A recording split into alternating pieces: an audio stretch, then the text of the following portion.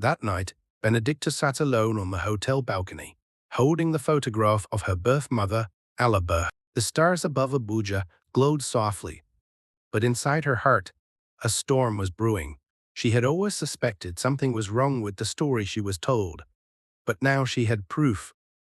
The next morning, she returned to Lagos the moment she walked into the Song family home. Mama Rose noticed something different. "You look like you've been carrying the weight of 3 lifetimes," she said, gently wiping her hands on a kitchen towel.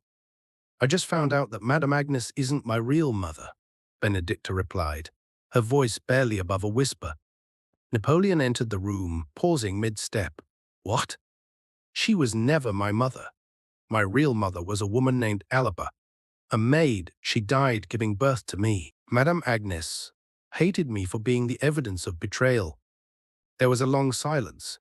Then Mama Rose pulled Benedicta into a hug. "Child, you were born in pain, but raised in love. That's what matters now." Later that day, Napoleon surprised her with a box that had just been delivered. "This came from Cecilia. She said it belonged to your mother." Inside the box was a bundle of letters tied with twine, wrapped in faded fabric. Benedicta unfolded one. It was written in shaky handwriting, addressed to my little star. "My darling Benedicta, if whoever read this, know that you were born out of love, not shame. I wanted you, but the world made it hard. I prayed that you'd find joy, even if I couldn't be there to see it. I hope someone can find you and loves you like I would have. Love always, Mommy Alaba." Benedicta sobbed quietly. It was the first time she had seen her mother's handwriting, the first time she'd heard her call her darling. It was a kind of love she'd never known but had always needed. With trembling hands, she tucked the letter into her journal and whispered, "I found joy, Mama. I found it just like you prayed." That evening, she sat with Napoleon in the family study. "I want to do something," she said. "Something in her name." "Like what?" he asked. "I want to start a foundation for abandoned girls. I want to name it after her, the Alaba Grace Project.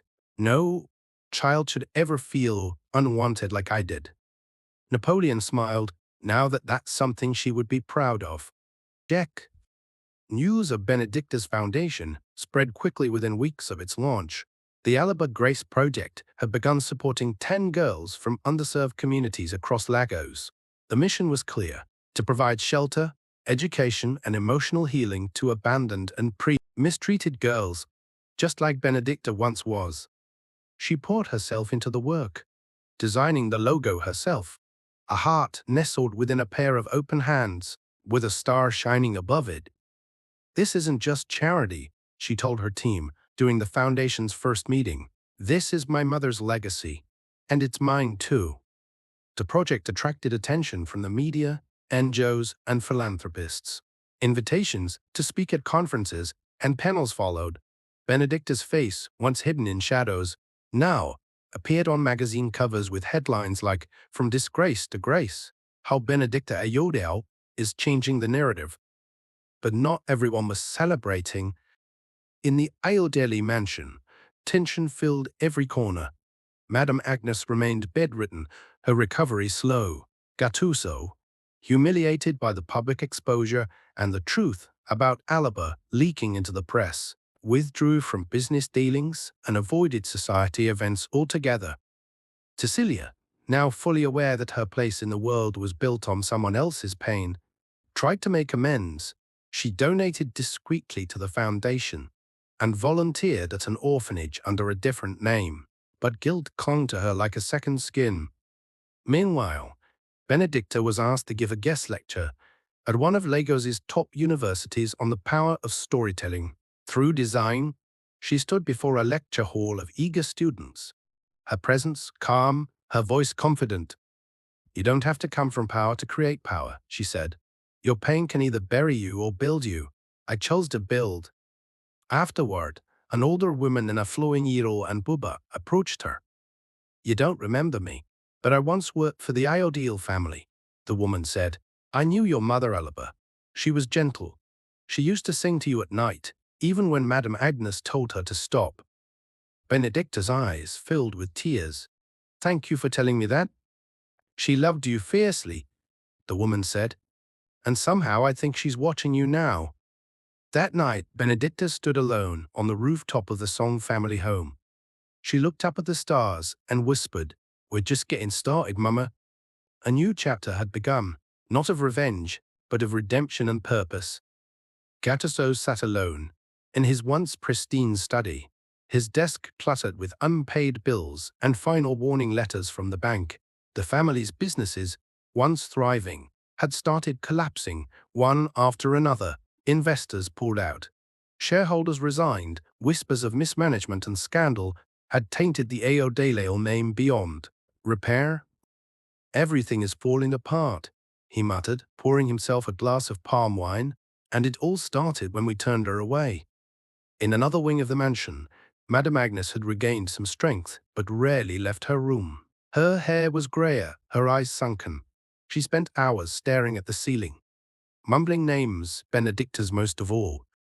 The once glorious Ayodele family was now shunned by the very society they tried so hard to impress. Cecilia sat in her old room, scrolling through social media. Every feed celebrated Benedicta's success, her speech at the university, the Alaba Grace project, her upcoming fashion collaboration with Obafemi Jewel House. "She's become everything I tried to be," Cecilia whispered, "and she didn't have to cheat to get there." Meanwhile, Benedicta remained focused on her foundation. She had no interest in the Ayodele's downfall. Her energy was now directed toward expanding the project to reach girls beyond Lagos, in Ibadan Port, Harcourt, and even northern Nigeria. Napoleon noticed the exhaustion in her eyes. One evening, he gently urged her to rest. "You've done more in 6 months than some do in a lifetime. Breathe, Benny. You're allowed to." They walked together to the family garden, where the sweet scent of hibiscus filled the air. Benedicta sighed, finally, letting her shoulders relax. "I'm not chasing validation anymore," she said, "but it still stings, knowing I was never enough for them." Napoleon stopped her. "You were always enough.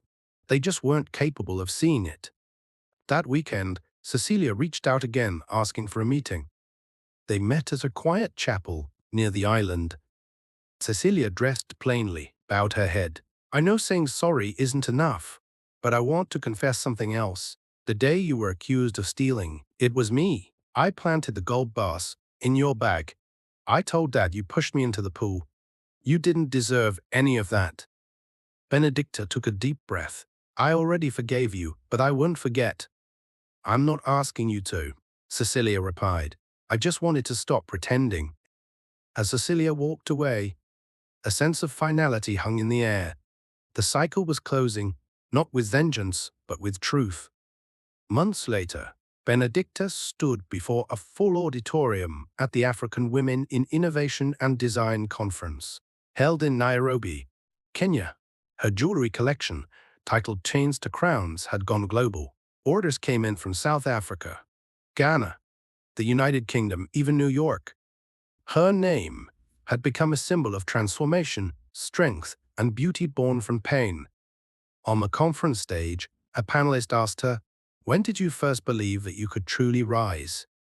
Benedicta smiled softly. "The day someone wrapped a jacket around my shoulders in the middle of the night and told me I was already loved." The audience applauded. After the event, she returned to her hotel suite to find a surprise, a handwritten note, and a velvet box from Mr. Obafemi. "For you, Benedicta. This is not payment, it's honor." Inside the box was a gold brooch shaped like the Alaba Grace logo. On the back, engraved in tiny cursive, were the words, "To the girl who turned rejection into royalty." Napoleon called that evening from Lagos. "Your documentary just aired," he said with pride. "Everyone's talking about it, even foreign networks are reaching out." Benedicta chuckled. "I was just a girl who couldn't eat mooncakes. Now, you're a woman feeding nations with hope." But even with all the praise, Benedicta never forgot her roots.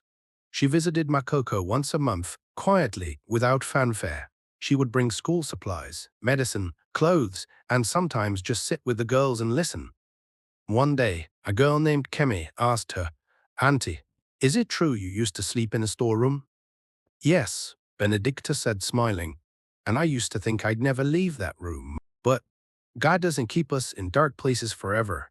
Sometimes He lets us grow there before moving us to where the light shines.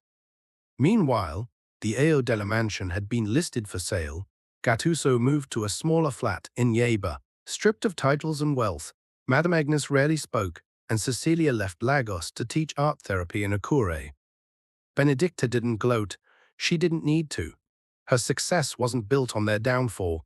It was built on faith, love, and the unshakable truth that she was enough. One quiet night, as she lay in bed, she opened her mother's final letter once more and whispered, "I'm shining now, Mama. You'll be proud." It was a warm Sunday morning when Benedicta returned to Makoko, not as the abandoned girl, but as the woman who had transformed her scars into strength. The foundation had grown to support over 50 girls, and today was the official opening of the Alaba Grace Empowerment Center, built right where she once lived in a wooden shack by the water. The local community gathered in numbers. Mothers came with their daughters, elders came with blessings. A choir of young girls sang in beautiful harmony as the ribbon was cut. Benedicta stood at the entrance, holding a pair of scissors, with Mama Rose on one side and Napoleon on the other. Cameras flashed, but Benedicta's eyes were fixed on the children. She saw herself in them, the questions in their eyes, the hunger for love, the dreams waiting to bloom. "I never thought I'd come back here like this," she whispered. Napoleon smiled. "It's poetic, isn't it? The place that saw your lowest moment is now home to your greatest legacy." Inside the center, the walls were decorated with artwork by the girls, and every classroom bore the name of a woman who once endured and overcame. Alabama, Rose, Juliana Nuxi Grace. Benedicta walked into a quiet corner room, labeled the healing room, and there framed on the wall was a photo of her mother, Alaba restored, cleaned, and beautifully preserved. Below it was the quote, "She gave me life, now I give it to others. Aso Benedicta Ayodele." During her speech, she spoke with passion and calm clarity. "I was once told I had no future, that I didn't belong, but I learned that your beginning doesn't decide your ending. You do. And if love can find me in the darkest places, it can find you too." The crowd erupted in applause. Mothers wept, girls clapped, and in that moment, Benedicta knew she wasn't just healing her past. She was giving others a path forward. Later that evening, she sat by the lagoon with a few girls from the center. One of them, a shy 12-year-old named Halima, leaned her head on Benedicta's shoulder. "Auntie Benedicta," she asked, "do you think I can become someone important too?" Benedicta smiled. "You already are." Weeks later, Benedicta stood in the courtyard of her old secondary school, this time not as a student, but as the keynote speaker for the annual prize-giving day. The sun lit up the school buildings, and students in neatly pressed uniforms sat in rows, eyes fixed on her. The principal introduced her with pride. She once walked these halls in silence. Today, her name echoes across nations. Please welcome our distinguished alumna, Miss Benedicta Ayodele. As Benedicta approached the podium, she took a deep breath and looked out at the young faces filled with dreams. "I was once that girl at the back of the class, unsure of where I belonged," she began. "Some of you might feel invisible now.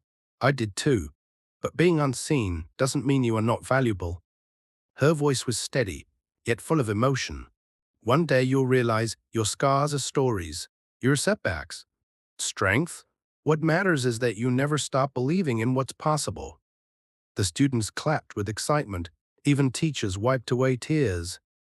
After her speech, the boy approached her with a notebook.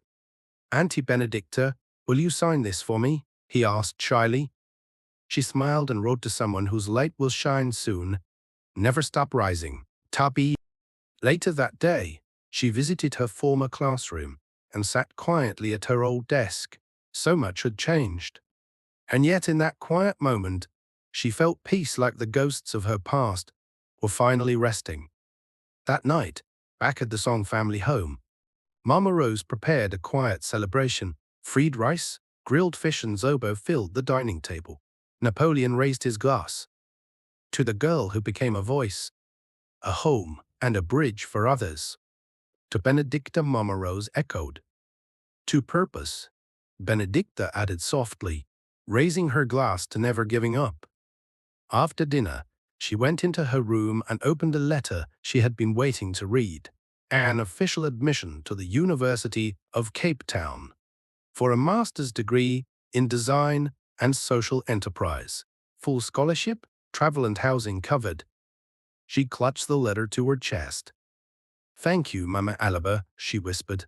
"Your little star is still rising." Outside, the wind carried the scent of jasmine through the window.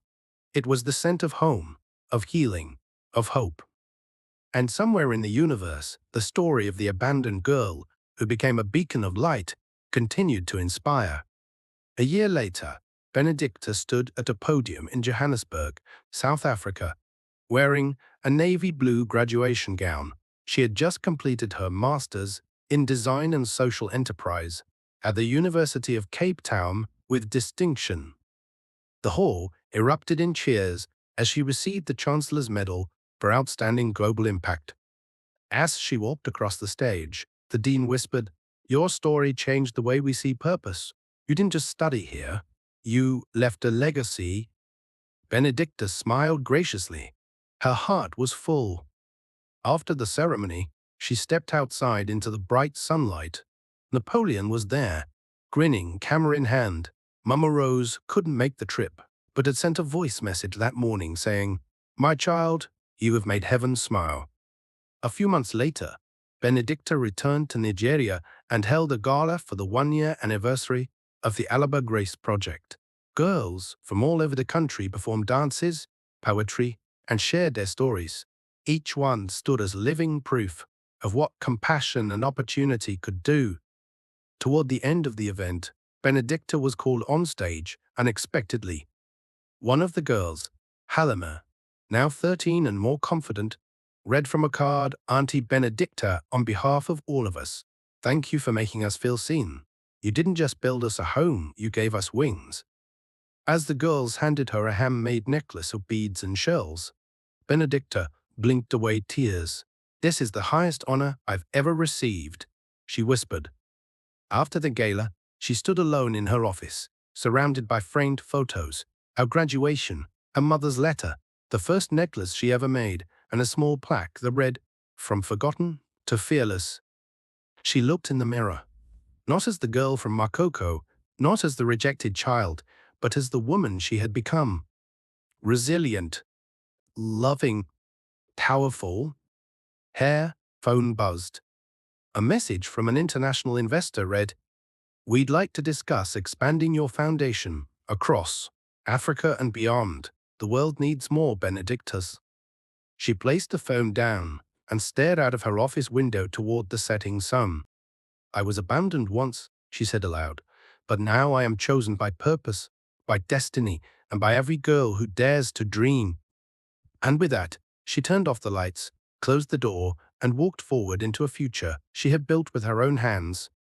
Moral of the story: Benedicta's journey reminds us that rejection does not define us, resilience does. Even when family, fortune, and the world turn away, love can find us and purpose can lift us. She was once cast aside, left to wither in the shadows, but through grace, grit, and the kindness of those who saw her worth, she rose.